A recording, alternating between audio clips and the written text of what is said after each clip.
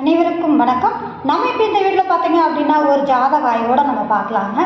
இப்போ இந்த ஜாதகம் பார்த்தீங்க அப்படின்னா 53 வயதுள்ள ஒரு ஆண்.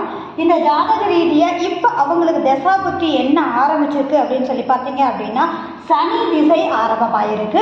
இப்போ இவங்களுடைய லக்னம் அப்படிங்கும்போது குருவுடைய லக்னம்னு சொல்லக்கூடிய தனுசு வீடு தான் அவங்களுடைய லக்னமாக வந்திருக்கு இல்லைங்களா.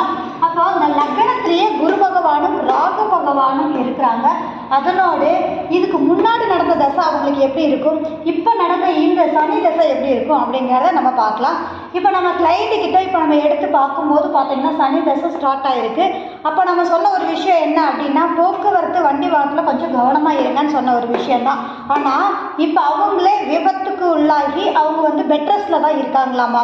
அது ஏன் எப்படி அப்படின்னு நம்ம சொன்னோம் அப்படின்னா தனுசு லக்னத்துக்கு 2, 3க்குரிய நபர் தான் அந்த சனி பகவான் அப்படிங்கிறது. அப்போது குடும்பாதிபதியும் அவர் தான், தைரிய வீரிய ஸ்தான அதிபதியும் அவர் தான். அப்படிங்கும்போது அவர் ருண ரோக சத்ருஸ்தானத்தில் அமர்ந்திருக்கும் போது எப்போவுமே நம்ம அடிக்கோசம் சொல்லக்கூடிய ஒரு விஷயம் என்ன அப்படின்னு சொல்லி பார்த்தீங்கன்னா நட்சத்திரம் தான் பிரதானம் நம்ம சொல்லுவோம் இல்லைங்களா.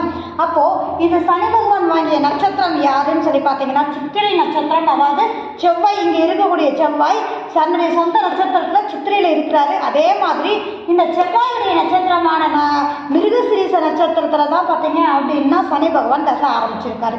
அப்போது பொதுவாகவே பார்த்தீங்க அப்படின்னா சந்திரன், சனி, செவ்வாய், சுக்கிரன் இதெல்லாம் சம்மந்தப்படும் போது விபத்துக்குரிய ஒரு அமைப்புன்னு நம்ம சொல்லுவோம். அப்போது இந்த சனி பகவானுடைய சேர்ந்த கிரகம் யார்? அட்டமாதிபதினு சொல்லக்கூடிய சந்திரன் சேர்ந்திருக்காரு, உச்சமாக இருக்காரு. அப்போது நல்ல வீட்டில் இருந்த நற்பலன்களும் தீய இடத்துல இருக்கும்போது தீய பாவகத்தோடு செயல்படும் போது அந்த கிரகத்தோட சேரும்போது கெட்ட பலன்களை கொடுக்கக்கூடிய ஒரு அமைப்பு அப்படின்றது தான். அப்போது இந்த சனி தசை ஆரம்பித்தோடனே அவங்களுக்கு விபத்துக்குரிய ஒரு அமைப்பை கொடுக்கக்கூடிய ஒரு சூழல் இருந்திருக்கு அப்படின்ற ஒரு விஷயத்த நம்ம சொல்லிட்டோம். உடல் ஆரோக்கிய ரீதியாக கவனமாக இருங்க. ரெண்டாவது ஒரு கேள்வி, அப்போது இந்த சனி தசைக்கு முன்னாடி ஒரு தசை நடந்திருக்கு இல்லையா, அந்த குரு தசை அவருக்கு எப்படி இருந்திருக்கும் அப்படிங்கிறத நம்ம முதல்ல பார்க்கலாம். இந்த குரு திசை வாங்கிய நட்சத்திரம் அப்படிங்கும்போது பார்த்தீங்கன்னா மூல நட்சத்திரத்தில் நிற்கிறாரு.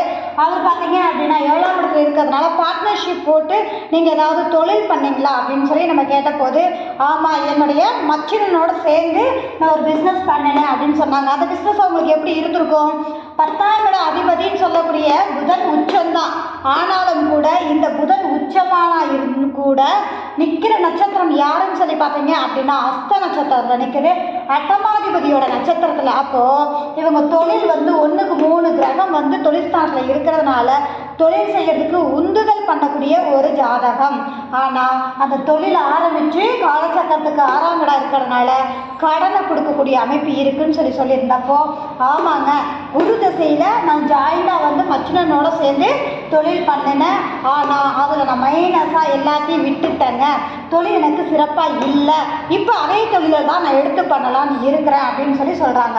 அப்போது நம்ம சொல்கிற ஒரு விஷயம் எப்போவுமே நம்மக்கிட்ட வரவங்களுக்கு அடுத்து நம்ம என்ன பண்ணலாம், என்ன மாதிரி இருக்கணுங்கிறத நம்ம வழிநடத்தக்கூடிய ஒரு அமைப்பு அப்படிங்கிறதுல இப்போ பார்த்தீங்க அப்படின்னா இப்போ ஆரம்பித்த சனி திசையாக அவங்களுக்கு எப்படி இருக்குது, நிச்சயமாக பாதிக்கப்படக்கூடிய சூழ்நிலையில் தான் இருக்குது அப்படின்றத நம்ம எடுத்துக்கலாம்.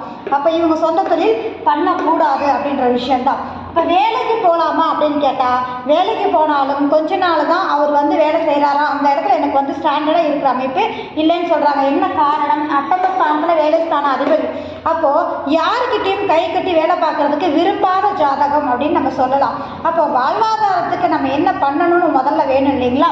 அப்போது இந்த ஜாதக ரீதியாகவே கிட்டத்தட்ட பார்த்தீங்க அப்படின்னா கமிஷன் சொல்லக்கூடிய அமைப்பு தொழில் ஸ்தானத்திலே இருக்குது. நீங்கள் தாராளமாக கமிஷன் ரீதியான செயல்பாடுகள், ஜோதிடம் சம்மந்தப்பட்டது, இது மாதிரியான அது ரியல் எஸ்டேட் சம்மந்தப்பட்டது, கொடுக்கல் வாங்க சார்ந்த நகை, சூரியன் 10லையும் 2வது பார்த்தீங்கன்னா குருவே லக்னமாக இருந்த லக்னத்திலே குரு. அப்போது நகை சம்மந்தப்பட்ட ரீதியாக எடுக்கிறது கொடுக்கறது இது கமிஷன் ரீதியாக செய்கிறதுக்கு இது சப்போர்ட்டான ஜாதகமாக இருக்குது. கமிஷன் ஒர்க்குக்கு வாங்கன்னு சொல்லியிருக்கோம். அப்போ அவங்களுக்கு சொல்லப்பட்ட விஷயம் தொழில் பண்ணி நிறைய இழந்திருக்கீங்க இந்த குரு திசையில் அப்படின்னு சொல்லும்போது நகை இழந்திருக்கீங்களா அப்படின்றது தான் நம்ம கேட்ட கேள்வி. என்ன காரணம்? தொழிற்சாலத்தில் சூரியன் உட்காந்துருக்கிற நகையும் அதன் ரீதியாக பார்த்தீங்கன்னா சொத்து ரீதியாக இடத்தையும் கொடுத்து தான் நான் தொழிலையே நான் போட்டேன் அப்படின்னு சொல்லி அவங்க சொல்கிறாங்க. அப்போது மீண்டும் இந்த தொழிலை நீங்கள் எடுத்து பண்ணும்போது நஷ்டத்தில் போகக்கூடிய அமைப்பு இருக்குது. அப்படிங்கிறதுனால தொழிலிருந்து முதல் விஷயம் என்ன அப்படின்னா 2025 கிரக பயிற்சிகள் அதிகமாக இருக்கு இல்லையா. இந்த 3 கிரக பயிற்சிகள் வருட பயிற்சிகளில் சனி பகவான் பார்த்தீங்கன்னா 4ஆம் இடத்துக்கு வர்றாரு. அதோட சனி சந்திரனை பார்வை செய்யக்கூடிய ஒரு விஷயம் இருக்குது. அது மட்டும் இல்லாமல் குரு பெயர்ச்சி அப்படிங்கும் போதும் இங்கேருந்து இங்கே வராரு. குரு பார்வை இருக்கு இல்லைங்களா. அடுத்ததாக பார்த்தீங்க அப்படின்னா ராகு கேது பயிற்சியும் மாற்றங்கள் வந்து தன்னுடைய ராகுவையே கோச்சார ராகு பார்க்கக்கூடிய காலகட்டம். கண்டிப்பாக வீடு மாற்றம் உண்டு, வேலை மாற்றம் உண்டு நம்ம சொல்லியிருக்கோம். அதன் ரீதியாக தான் நாங்கள் யோசிச்சுட்டு இருக்கோம்னு சொல்லியிருக்காங்க.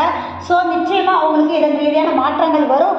நம்ம சொல்கிற மாதிரி கமிஷன் ரீதியாக அவங்க எடுத்து பண்ணும்போது கண்டிப்பாக சக்ஸஸ்ஃபுல்லாக வரக்கூடிய தன்மைகள் உண்டு அப்படின்றது தான். யாரெல்லாம் தொழில் பண்ணலாம், பண்ணக்கூடாது, எந்த மாதிரி வேலை பார்க்கலாம் அப்படிங்கிறது அவங்களுடைய ஜனன ஜாதகம் தான் டிசைட் பண்ணும். நடக்க தரக்கூடிய தசாபதி அற்புதமாக அதனுடைய பலன்களை எடுத்து கூறுவதற்கு சிறப்பாக இருக்கும். அது மட்டும் இல்லாமல் எந்த காலகட்டங்கள் பெரிய அளவில் அடியை கொடுக்கும், எந்த காலகட்டங்கள் எப்படி இருக்கணுங்கிறதுலாம் கோச்சாரத்தை நம்ம கனெக்ட் பண்ணி பேசும்போது நிச்சயமாக வரக்கூடிய ஜாதகருக்கு நல்ல ஒரு வழிகாட்டியாக நம்ம இருக்க முடியும் அப்படின்ற ஒரு விஷயம்தான். மீண்டும் இன்னொரு ஜாதகத்தோடு நம்ம அடுத்த பதிவில் பார்க்கலாம். மிக்க நன்றி. திருப்பூரிலிருந்து காளீஸ்வரி.